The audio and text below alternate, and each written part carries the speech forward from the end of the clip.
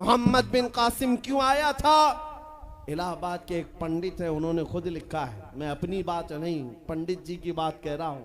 उस वक्त हालात ऐसे हो गए थे कि चंद औरतें, मुसलमान औरतें जो श्रीलंका की सरजमीन से हज के लिए जा रही थी, उस वक्त राजा दाबिर सिंह उसके कुछ गुंडों ने इन औरतों को पकड़ लिया, उनकी इज्जत लूटी, उनका माल लूटा, उनको कैदी बनाया। उन औरतों ने उस वक्त पुकार कर कहा था कि कोई है जो हमारी इज्जत बचाएगा। कोई तिजारत करने वाला बाहर से आया हुआ ताजिर बात सुन करके अरब गया। अरब में जाकर गवर्नर जो था उसके सामने वाकया बयान कर रहा था। 19 साल का जवान मोहम्मद बिन कासिम वहां से गुजर रहा था। उसने इतना वाकया सुना कि हिंद की सरजमीन पर कुछ हमारी बहनों की इज्जत लूटी जा रही है। वहीं खड़े होकर उसने कहा, लब्बैक या उख्ती, ऐ मेरी बहन, मैं तेरी इज्जत की हिफाजत के लिए आ रहा हूं। वहां से पुकारा अपने चचा जो गवर्नर था उस वक्त, उससे 10,000 का लश्कर लेकर के सबसे पहले यहां आने वाला मोहम्मद बिन कासिम किस लिए आया था? माल लूटने के लिए नहीं, औरतों की इज्जत बचाने के लिए आया था। हिंदुस्तान की सरजमीन पर कदम रखा और उसके बाद सामने मुकाबिल में फौरन जंग के लिए नहीं आया। कहा कि जिन औरतों को कैदी बनाया वो छोड़ दो, जो हज के लिए जा रही थी उन्हें आजाद कर दो, और दूसरी बात, जिन्होंने गुंडागर्दी की है उन्हें पकड़ो और जेल में डालो। राजा को घमंड था, उसने इनकार किया तो मोहम्मद बिन कासिम ने कहा, चलो आओ मोहम्मद अरबी के शेरों से मुकाबला हो जाए। 3 दिन का मुकाबला हुआ था, न राजा बचा न बाजा बचा, सारे हजारे इधर से उधर हो गए और मोहम्मद बिन कासिम का परचम लहराया। मेरे अजीजों, औरतों की इज्जत का मुहाफिज 19 साल का जवान था, जिसने आते ही औरतों की इज्जत भी बचाई और मेरे दीन का परचम भी लहराया। मैं आज पूछता हूं, हमारी उम्रें कितनी हो गई? कई जवान 25 साल 30 साल क्रॉस कर चुके। आज बहुत सारी औरतों की इज्जतें जब लूटी जाती हैं, तुम तो मोबाइल में देख देख करके शेयर कर देते हो, वीडियो इधर से उधर फैला देते हो और उसके बाद समझते हो हम बहुत बड़ा काम कर रहे हैं। हर कोई यही कहता है सबको शेयर करो, सबको शेयर करो, काय के लिए शेयर करो? मेरे अजीजों, ये कौन सी जंग लड़ रहे हो? व्हाट्सएप मोबाइल की जंग लड़ रहे हो? तुम्हारे अंदर अगर गैरत बाकी है तो मेरे अजीजों, किसी की इज्जत लुटते हुए देखकर तुम तमाशा नहीं कर सकते। ईमान बेदार करो, ईमान बेदार करो।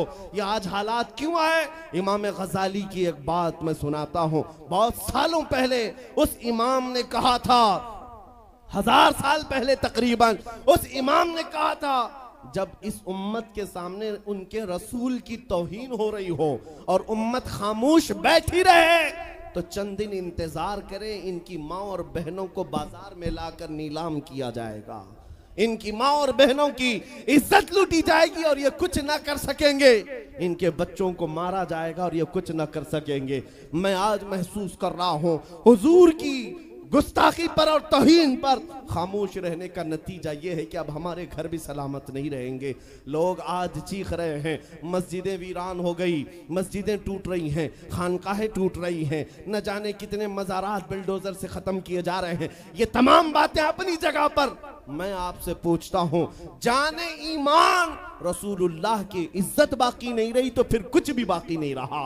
वो जो न हो तो कुछ न हो, वो जो न थे तो कुछ न था। जान है वो जहान की और जान है तो जहान है।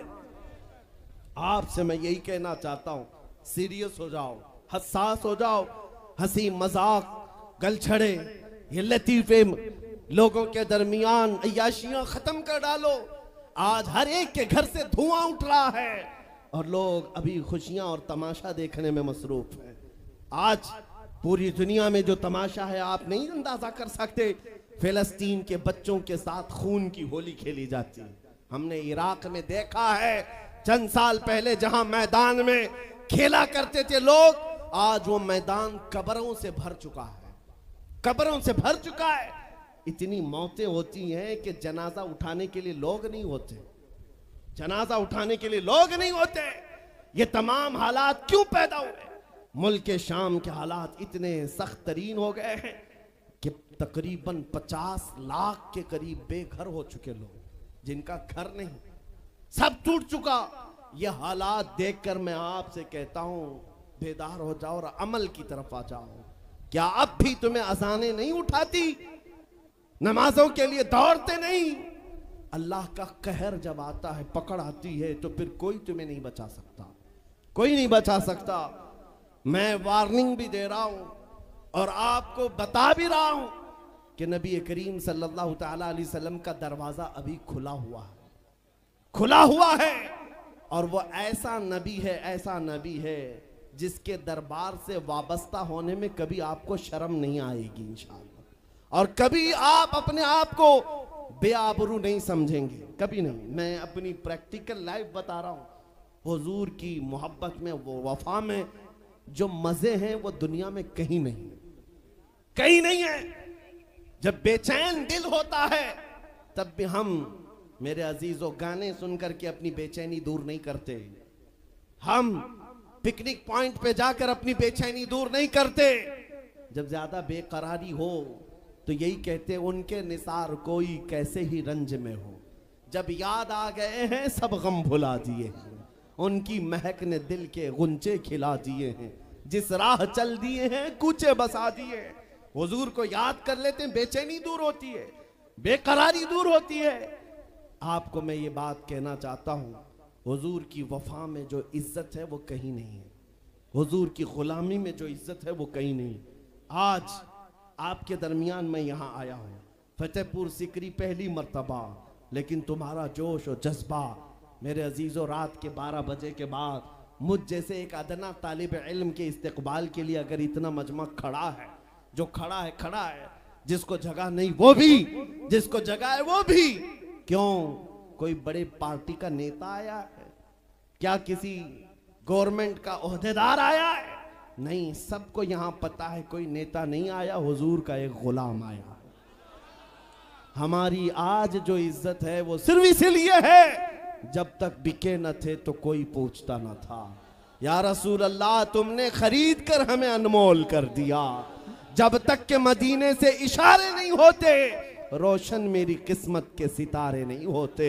इसलिए आपसे भी कहता हूं, बेदाम ही बिक जाइए बाजार नबी में, बेदाम ही बिक जाइए बाजार नबी में। अरे इस शान के सौदे में खसारे नहीं होते।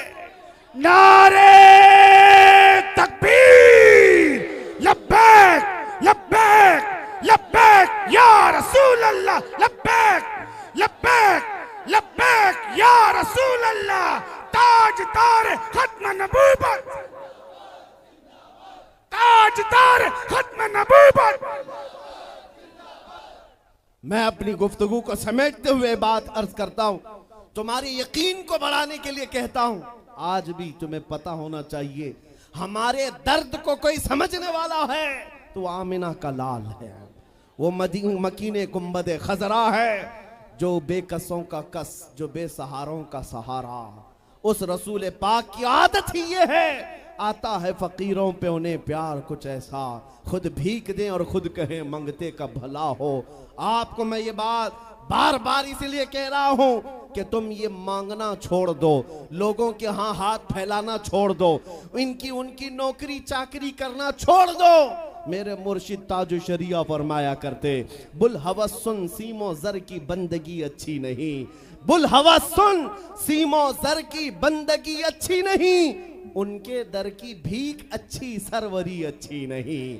दुनिया में कहीं इज्जत नहीं पाओगे जो मेरे नबी की गुलामी में पाओगे। इसलिए कि हमने हुजूर से वाबस्ता होने वालों को देखा है, वो बिलाल हबशी हबशा के रहने वाले थे, अगरचे रंग काला था, लेकिन जब मेरे आका की गुलामी में आए तो मेरे आका ने उन्हें काबे की छत पर चढ़ा दिया, और काबे की छत पर से अजान देकर बिलाल ने ये लोगों को बता दिया, ऐ लोगों मुझे देखो, रंग से इज्जत नहीं, मुस्तफा के कदमों से इज्जत है।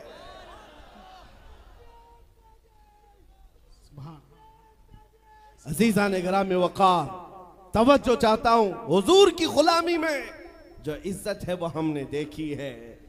जो लोग सहाबाए कराम, जो सहाबाए कराम, सैयदना अमीरुल मोमिनीन उमर इब्न खत्ताब, जिनका हाल ये था 36 लाख स्क्वायर किलोमीटर पर तन्हा हुकूमत करते थे, उस वक्त मिस्र भी, शाम भी, यमन भी, इराक भी, फिलिस्तीन भी, अरब, ये 6 कंट्री पूरे मिलाकर तन्हा हजरत उमर की निगरानी में थे। और ऐसी निगरानी नहीं कि यहां बैठ करके बड़ी बड़ी मीटिंगें कर रहे हों और गरीब खस्ता हाल सो रहे हों। उस खलीफा इस्लाम का हाल ये था, वो मदीने में बैठकर खिलाफत कर रहा था और बड़ी दूर एक औरत अपनी बेटी से कह रही है कि आज थोड़ा दूध में पानी मिला ले। बेटी कहती नहीं, खलीफा उमर बिन खत्ताब की खिलाफत है, उमर इब्ने खत्ताब की खिलाफत है। घरों में तक उमर इब्ने खत्ताब की निगरानी थी। ये कौन? उमर इब्ने खत्ताब रज़ी अल्लाह ताला अन्हु, जिन्होंने लोगों का खून चूस करके हुकूमत की कुर्सी नहीं बिठाई। और दूसरी बात ये भी कि वो उमर सादा जिंदगी गुजारने वाले, उनकी सिक्योरिटी भी ऐसी नहीं थी कि रोल्स रॉयस लगी हुई हो, काली गाड़ियां आगे पीछे घूमती हों। मेरे अजीजों, उस उमर इब्ने खत्ताब की बात कर रहा हूं। जब बैतुल मुकद्दस फतह हो गया तो वहां से हजरत अबू उबैदा बिन जर्राह ने खत लिख करके भेजा कि लोगों की ख्वाहिश है उमर इब्ने खत्ताब आप तशरीफ लाएं, बैतुल मुकद्दस की चाबी आपके हाथ में दी जाएगी, आप तशरीफ लाएं। तो उमर इब्ने खत्ताब रज़ी अल्लाह ताला अन्हु मदीने से चल पड़े अपना एक गुलाम लेकर के। लेकिन गुलाम और खुद होने के बाद एक ही घोड़ा था। तय ये कर लिया गुलाम के साथ कि 1 मील मैं बैठूंगा तू चलेगा और दूसरे मील तू बैठेगा मैं चलूंगा। ये शान उमर इब्ने खत्ताब रज़ी अल्लाह ताला अन्हु की। मैं क्यों कह रहा हूं अभी बताता हूं। और इस तरह से सफर कटता रहा। 1 मील खुद बैठते, 1 मील गुलाम बैठता था, क्योंकि उनके अदल के सामने किसी की नहीं चलती। फिर जब इत्तेफाक ऐसा है बैतुल मुकद्दस करीब आया, लोग सब देखने के लिए बाहर आए, लेकिन घोड़े पर बैठने की बारी गुलाम की थी और आपकी चलने की थी। बारी बारी है, गुलाम बैठा हुआ आ रहा है और खलीफा वक्त रस्सी पकड़ा हुआ आ रहा है। लोग दौड़े दौड़े आए, फिलिस्तीन के अमीरुल मोमिनीन कहकर नारा लगा रहे थे। तो जो मौजूद सहाबा थे उन्होंने बताया ये घोड़े पर बैठा हुआ अमीरुल मोमिनीन नहीं है, ये घोड़े की रस्सी पकड़कर जो आ रहा है वो अमीरुल मोमिनीन है। ईसाइयों ने पहली मर्तबा देख करके पूछा था, ए मुसलमानों क्या तुम्हारा बादशाह ऐसा भी होता है? उस वक्त सहाबा ने कहा पहली बात तो हमारे यहाँ बादशाह होता ही नहीं, बादशाह नहीं होता। और उनकी ये जिंदगी मैं इसलिए बता रहा हूं। फिर ईसाइयों ने कहा अगर ये घोड़े की रस्सी पकड़कर चलता है तो इसके डर से कैसर और किसरा क्यों कांप रहे हैं? इसके डर से पूरा ईरान, पूरा रोम कांप रहा है। आखिर कौन सी ताकत है इस उमर के अंदर? ये तो रस्सी पकड़कर घोड़े लेकर चल रहा है। तब जानते हो मेरे अजीजों, उमर इब्ने खत्ताब रज़ी अल्लाह ताला अन्हु ने लोगों को जमा करके बताया, ऐ लोगों सुनो, मेरी हैसियत सिर्फ इतनी थी, मैं खत्ताब का बेटा उमर, बचपन में 2 बकरियां मुझसे नहीं संभाली जाती और मेरे बाप मुझे हर दिन मारते थे, बकरियां नहीं संभालनी आती। लेकिन आज गौर से देखो, आंख खोलकर, वही खत्ताब का बेटा उमर है। 36 लाख स्क्वायर किलोमीटर पर तन्हा हुकूमत करता है। इसलिए नहीं कि खत्ताब का बेटा उमर है, इसलिए कि मोहम्मद अरबी का गुलाम उमर है। नारे तकबीर, नारे रिसालत, मरहबा या मुस्तफा, मरहबा या मुस्तफा। अजीज़ान गिरामी वक़ार, मैं आपको कई मिसालों से बता सकता हूं। इज्जत सहाबा ने रसूलुल्लाह के कदमों से पाई है, इज्जत नबी पाक के कदमों से पाई है। आज जिस जलसे में जाएं, आला हजरत आला हजरत। अभी अगर मैं पूछूं इश्क मोहब्बत, इश्क मोहब्बत, आला हजरत आला हजरत, आपको बोलने की जरूरत ही नहीं। हर इलाके में सुन्नियों का मजमा खुद ही कहता है। हालांकि इस नारे का मतलब क्या है? इश्क मोहब्बत 2 लफ्ज हैं। जैसी ही इश्क पुकारा जाए, मोहब्बत पुकारी जाए, हर एक कहता है आला हजरत आला हजरत। मेरे अजीजों, ये बात इसलिए मैं कह रहा हूं, 100 साल गुजर जाने के बाद भी उस इमाम का नारा हर मजलिस की रौनक क्यों बना है? इसलिए कि वो बरेली का इमाम जिंदगी भर अपने कसीदे नहीं पढ़ता था, अपने खानदान की बड़ाइयां नहीं बोलता था, बल्कि जब भी बोलता था तो यूं कहता, सरवर कहूं कि मालिको मौला कहूं तुझे, बागे खलील का गुले ज़ैबा कहूं तुझे, तेरे तो बस ऐबे तनाही से हैं बरी, हैरान हूं मेरे शाह मैं क्या क्या कहूं तुझे। लेकिन रजा ने खत्म सुखन इस पे कर दिया, खालिक का बंदा खल्क का आका कहूं तुझे। उस बरेली के इमाम ने जिंदगी भर अपने नबी की तारीफ की, लेकिन जब दुनिया से चला गया तो रब्बे जुल जलाल ने ना उनका नाम मिटने दिया, ना उनका कलाम मिटने दिया। सुभान अल्लाह, सुभान अल्लाह। इसलिए ये फार्मूला समझ करके चलो, जो हुजूर की बात करता है वो जिंदा रह जाता है। आज भी आपको ये कसीदा याद है, मौलाया सल्ली वसल्लिम दाइमन अबदा, सुने हो कि नहीं सुने हो? ये कसीदा उर्दू में नहीं है, अरबी में है। तुम्हें तो अरबी शायद समझ में आती नहीं आती, लेकिन सबको पढ़ने में लुत्फ आता है, सुनने में लुत्फ आता है। ये शरफुद्दीन बोसीरी का लिखा हुआ 700 साल पहले का कसीदा है। मेरे नबी की मोहब्बत में लिखा था। जब फालिज की बीमारी हो गई थी, लकवा, पैरालाइज हो गया था और इलाज करा करा कर थक गए, आखिर में एक दिन कमरे में बैठकर यही कसीदा लिखने लग गए।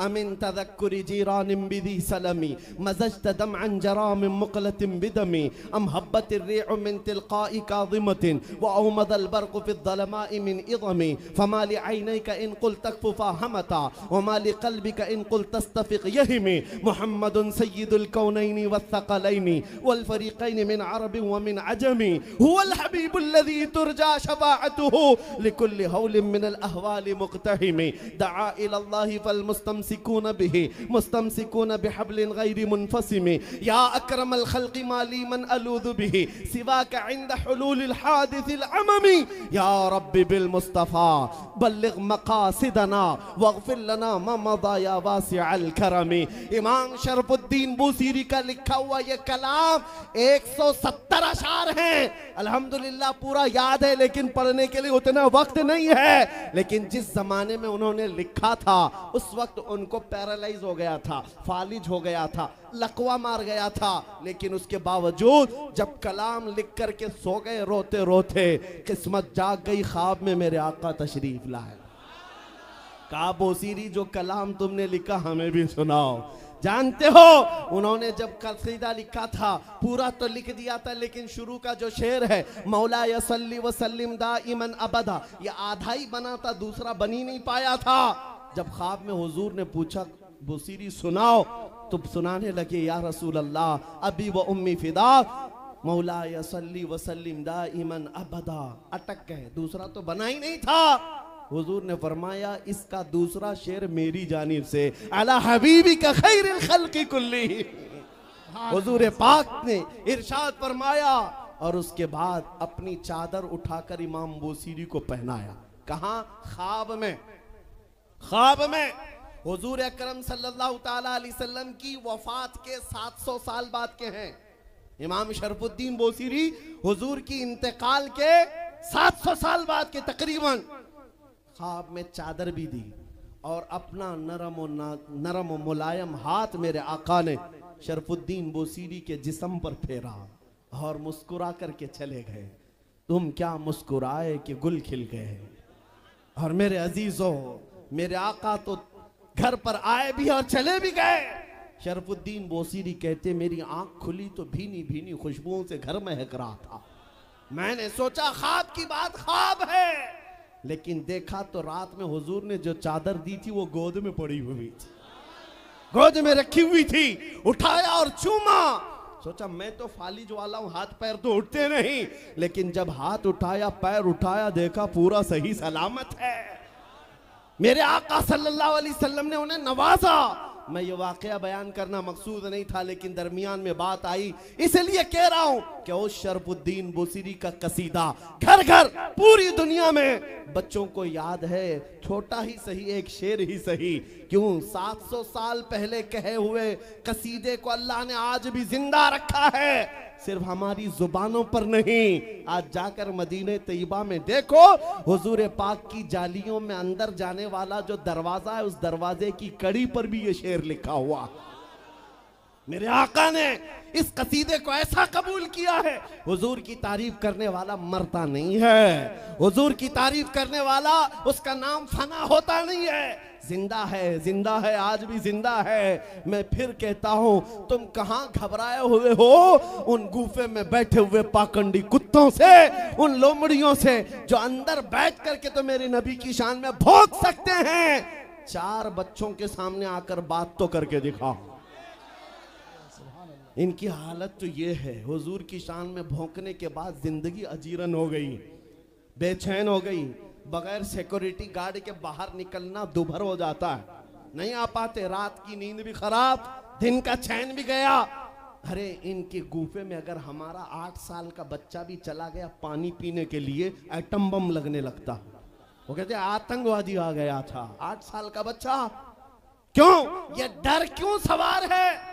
हुजूर की शान में जब तौहीन करोगे, डर डर करके ही मरोगे। और हुजूर की जो तारीफ करता है वो पूरी दुनिया में चहकते महकते हमेशा लोगों के दिलों में जिंदा रह जाता है। आज इस हिंदुस्तान की सरजमीन पर छोटा सा कस्बा है, लेकिन हर जवान पुकार रहा है लब्बैक या रसूल अल्लाह। पुकारते हो कि नहीं पुकारते हो? किसी को लब्बैक कहने में डर लगता है? डर है किसी को? हाँ, बात ये सुनो, ये अल्लामा खादिम हुसैन रज़वी रहमतुल्लाह अलैह का पुकारा हुआ नारा था और ऐसा जिंदा हो गया, ऐसा जिंदा हो गया। मैं दूसरों से कहता हूँ, जिसको लब्बैक के नारे से चिढ़ है वो आज से आदत बना ले रोज सुनने की, क्योंकि ये कयामत तक लगने वाला है, ये बंद होने वाला नहीं है, कयामत तक लगेगा। और मैं उनसे कहता हूं, घबराओ मत इन नारों से, हम तुम्हारे बाप को नहीं पुकार रहे, हम अपने नबी को पुकार रहे हैं। लब्बैक या रसूल अल्लाह का मतलब होता है, ऐ अल्लाह के रसूल मैं हाजिर हूं, ऐ अल्लाह के रसूल मैं, तर्जुमा क्या है? ऐ अल्लाह के रसूल मैं, लब्बैक या रसूल अल्लाह का मतलब ये होता है ऐ अल्लाह के रसूल मैं। और जब अपने नबी को पुकार रहे हैं तो डरना किस बात का, खौफ किस बात का? किसी के बाप को पुकार रहे हैं, किसी के खास नेता को पुकार रहे हैं? हम उस नबी को पुकार रहे हैं जो हमारी बेकरारी को देखता नहीं, हम उस नबी को पुकार रहे हैं जिसको हमारा तकलीफ में पड़ना गवारा नहीं, अजीजुन अलैहि मा अनितुम, और इस यकीन के साथ पुकारते हैं, हम यहाँ से पुकारे वो वहां से सुने।